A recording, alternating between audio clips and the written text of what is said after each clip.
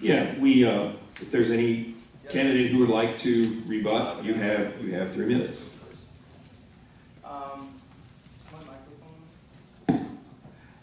I would just like to say that, if you merely ask department heads that have been running the department for however many years, 10, 15 years, you're going to get the same ideas and the same thing you've gotten for the last 10, 15 years.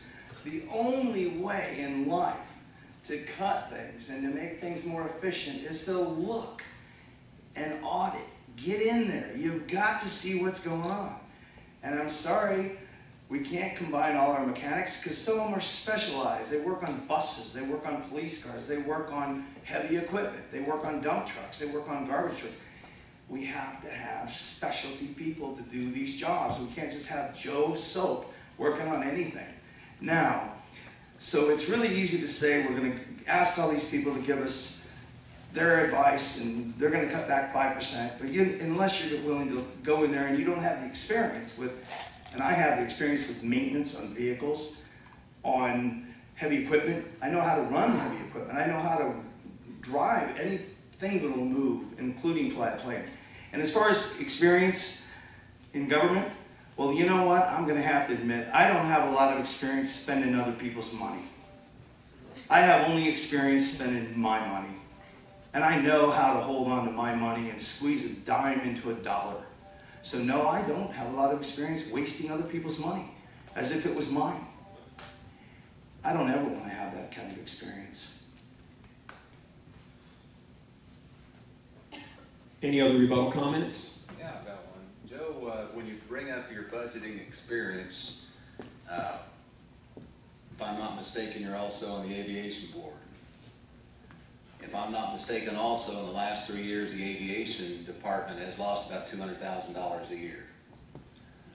Under that same fiscal responsibility, why would we continue to give these discounts and yet lose money? Wouldn't we want to keep that money there to keep it more off our tax base? I don't know that raising the price is going to do anything to help you gain back those losses. I think the losses have come pretty much from... If I can clarify that, I'm not raising prices, I'm eliminating a discount. No price raise at all. Well, you're raising prices to those that operate in that airfield. The reason the revenues are down at the airport are that because of the increased price of gas is because of the economy. There's far less travel. The orthopedic companies have cut way back on their travel. The airport isn't out there as a for-profit situation. The fuel sales are helped there to support that airfield, and that's what happens. I'm not sure that we're out there creating a for-profit situation, but raising the prices for those that are out there is probably not going to do anything to offset that loss. It'll probably make it worse. Any other rebuttal comments? I gotta disagree with you, Joe. I'm not a fan of it myself. I'm an aircraft owner. I pay the same rate everybody else does. I'm not going to raise the price. I'm going to eliminate a discount. I don't think it's fair for these people that's flying a plane anywhere to have, and we're running, I don't want to run the airport for a loss.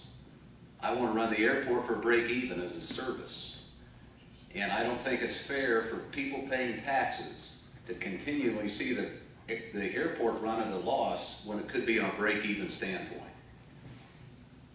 One tiny thing. You finished, Tony? Why, if they're cutting back on their air travel, are we going to spend $10 million to make it 1,000 feet longer? Well, certainly the costs that are actually the reduction in the air travel is from the economy right now, Michael. And you know, this expansion of the airport has a lot to do with expanding the economic viability of our community, potentially attracting and growing and expanding the airport, not just the runway, but business, fuel sales, and so forth itself. So, you know, it's a means to expand and to attract more to the airport. We've gone through a very difficult time. It's skewed a lot of numbers. It's made a lot of things go down. And we'll talk about that a little bit later today, too, with the bank building. But certainly you have to understand that the airport issue, and not sure why we're into that right now, but we're looking not only at economic development and expansion, we're also looking at safety out there. And just one last thing, what is not safe? Well, the length of the runway in certain weather conditions is not safe. Pilots have to make decisions, and pilots sometimes make wrong decisions.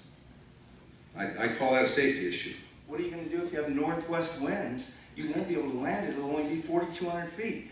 Unless it's an east-west wind, you will not be able to land a plane at Warsaw anyway. It's only 4,200 feet. You could make that thing 8,000 feet long, east and west. It's still not going to make a difference north and south. One last thing on this, don't believe me, I'll shut up in the airport because I know you don't like to talk about it. It's not true. We have two runways at Warsaw, a 6,000-foot one and a 5,000-foot one.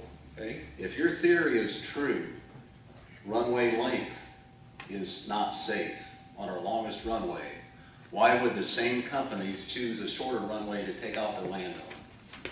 I'm not a pilot, Tony. I can't answer that. But you just answered it before and said it's not safe. I will They tell have two you- options I will and yet tell they you go on the shorter. that the airport board brought this issue to the FAA, and they felt that it was a viable issue to study. The FAA has poured hundreds of thousands of dollars into this study. I don't think that they would do that unless there was a safety concern. You don't think so, or you're sure? Well, Tony, I'm not a pilot, so I can't sit here and talk about north, south, east, west, and runway lengths. All I know is that the expansion is something that has been looked at for 6 to 8 years. It's been studied. It's been approved by the FAA to Okay, we have 10 seconds. to continue with the exploration and engineering of this thing. It's a viable problem, and we're looking for a good answer. And I can't give you the details, I'm sorry to say.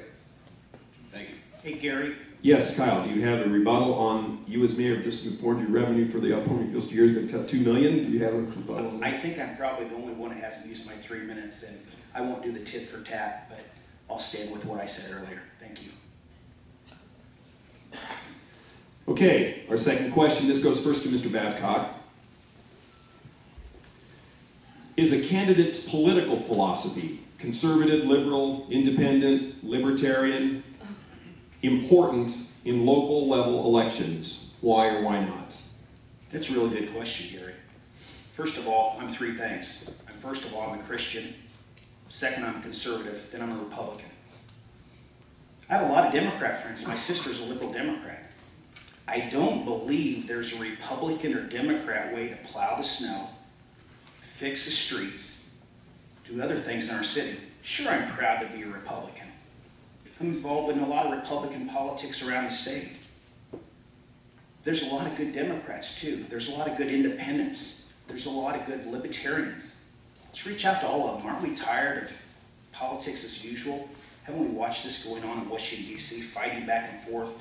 Democrats, Republicans fighting in Indianapolis. I think on the local level, let's bring everybody in. Let's embrace everybody. Everybody has good ideas. It doesn't matter whether you're Republican, Democrat, Libertarian, whatever you are. So, to answer your question, I'm proud to be a Republican, but I welcome anybody out there. I welcome anybody's ideas. I learn every day. Sister, liberal Democrat, friends that are Democrats, a lot of friends that are Republicans. Thank you. Mr. Miller. As a mayoral candidate, I don't feel it's important to back your party or your political beliefs as I do as much to prove that you're there solely for the people and not just for self-gratification or because the current political machine has time and money grooming you. Elections must offer a true choice of candidates, not one handpicked by a current or prior administration. My opinion in your political philosophy is it's in the eye of the beholder, it's in yourself. Looking at my running mates, I believe they all say they're conservative. They all say they're Republicans, obviously. Yet they all have different ideas and belief. And I call myself an ultra-conservative. I feel it's in the best interest of the mayoral race to look past the politics, judge the candidates on their personal levels of skill integrity, and leadership. As an example, 16 years as a politician is great, but there are other people on the council that are just as important as you. One must not take all the credit for all the positive things. There's 7 other people that are on the same team, and you must be a team player on the team with one quarterback, and that would be the mayor. All voters want a successful leader. Make sure all have shown the qualification. Party affiliation is not important. A successful leader will have all their personal lives as well as their finances in order, and have proven they can lead through thick and thin. All politicians, in my opinion, should live and die by the 3 L's. They should listen, lead, and learn. When it comes to listening, listen before the facts and not when it's too late. You must differentiate the differences between opinions and facts. Lastly, crony politics must go. I don't like the sound of our city council members saying they have 2 years in grooming a candidate. I have never seen anything posted in the paper about grooming school for the mayor. But it's local politics today, not tomorrow. If I am mayor, cronyism politics is a thing of the past. Thank you. Mr. Tolman. I'd say it's very important. On the surface, it would seem that essential city services like trash pickup, sewage treatment, public safety, and snow removal, and the delivery of those services should not be relying on political philosophies. Some would argue that these essential services need to be performed whether the mayor and the council are Republicans or Democrats. And I don't disagree with that. But I would also suggest that knowledge of the political philosophies of the different candidates for local elections is essential to the election process and the sound management of the city. Let's start with the funding of these essential services. As we go through the budgeting process, my philosophy of fiscal conservatism is the foundation for decision making. What is essential and what is not? What is urgent and what can be delayed? Who will benefit? Who will not?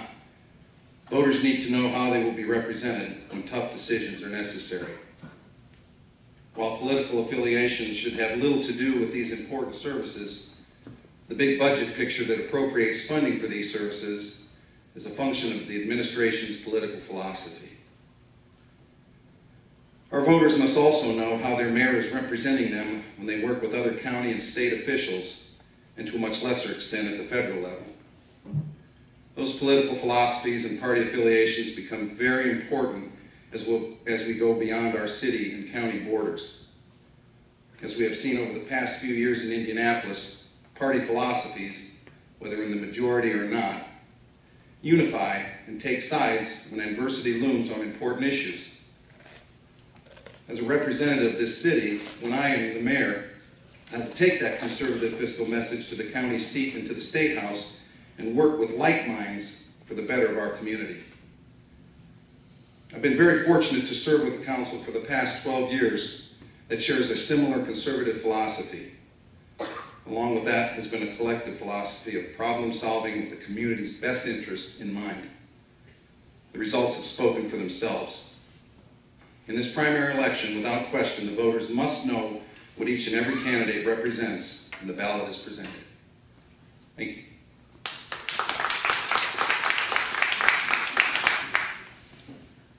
Mr. Oswald. Well, Gary, we're in a theater, so I'm going to have to quote Shakespeare. What's in a name? A rose by any other name still smells sweet. You know, you can call yourself whatever you want. It's your actions that speak. And, you know, I never thought that, I've always pretty much considered myself a Republican, but I never thought they're all crazy and they have all the answers. I always realized if a boat went too much to the right or too much to the left, it's going to go in circles. So you pull from here and you pull from here and you go down the middle and you find a common ground. So what are philosophies? Well, it depends on where you were raised, who raised you. whether you're Italian, whether you're German, there's a lot of different things that come into play in your mind. We can call ourselves whatever we want, but the truth be known, I think we're all pretty much conservative fellows up here, and it does, you know, like, people do like to label things. And I personally would like to label things either, you know, he's either a guy that works for the people, or he cares about people, or he does not. I don't, like one of the other candidates say, I have many friends, especially from California, that the moment they hear you're a Republican, oh, you're all nuts. I hate you guys. All you guys want to do is tell everybody how to run their lives. And it's like, that's simply not true. The word conservative means to conserve, to be accountable for things that you have, and not to just waste. It's not, in the word liberal, I don't know really what they mean by that. It seems like a free check. I don't know. However, there are people that need help. And so if I'm a liberal because I want to help elderly people and people that are on disability, okay. But if I'm a conservative because I want to make sure that people that can work, and they earn a check and they pay taxes, because we have to pay taxes. And so therefore, I guess I'm a conservative, I'm a Christian. I want to say what Kyle had to say here. There's only one party that I will really say I'm a member of, and that's the Christian Party. And everything else, well, I'm a little bit of a lot of them, but I'm probably a Republican more than anything. So does it affect local politics? Sure. If you ran as a Democrat in this city, I don't know if you could win. You might, but I don't know. A lot of people said, Mike, if you ran as a Democrat, you'd never win. Well, I'm not a Democrat. Or even as an independent. But as far as thinking, I'm an independent thinker. Nobody ever does my thinking. My wife always says, nobody can boss you around. I say, you're right. Nobody except the people. I want to be the boss, and you're going to be my boss. That's how it's going to work. Thank you, Mr. Oswald. Anybody care any rebuttal on question number 2? No rebuttals, but I've got a bad bunion on my foot. I'm going to sit down. I'm sorry about this. I've done a lot of door-to-door. They gave me this chair. I apologize. Not some cheap campaign ploy. So That's Gary, Oh, you want to I'd just like to address something that I've been hearing from day one, and that's I'm hand-picked. And, you know, the only thing I can answer is that I picked myself. You know, I've been involved for a long time, and I don't regret that one bit. And if you've been listening at a few debates, I gave full credit to my council and the elected officials and employees of the city. I don't take credit for all this, but I was a part of that team. You know, if you don't think I should take credit for that, and they all should take credit, then when you talk to me about the airport, why don't you talk to everybody about the airport, not just me, Tony? You know, let's be fair about this. So, you know, my 16 years of experience, I'm proud of. I won't look back. I won't regret anything. I've considered running for mayor for a long time, and I've put myself in the position. I've taken the time to go in and spend time and to learn, to get on different boards, to get involved in different situations as time has allowed me. I've spent my time doing that. No one has forced me to do that. No one has handpicked me. There's no cronyism, all right? So I've been on the council for 16 years. It's probably pretty easy to say, well, yeah, you've been on there 16 years. You must have it all figured out. Well, you know what? Maybe that's an advantage. But I picked myself, and I just want you to know that. Hey, one rebuttal, since Joe, you seem to worry about my facts. I think you've been on the council for 12 years. Kyle, I've been involved in city government for 16 years. I've been on the Plan Commission in 1995, which is 16 years. I've been in three terms of city council, which is 12 years. But I've been involved in city government for 16 years, and I made that distinction before. I'll just add one little tidbit, Joe. Thank you for enlightening me on your opinions, as I've done the same with you. As far as bringing up the airport, if the rest of the airport board is here, I'd love to chat with them also. They don't seem to like my opinions at times, and I find that hard to wonder why.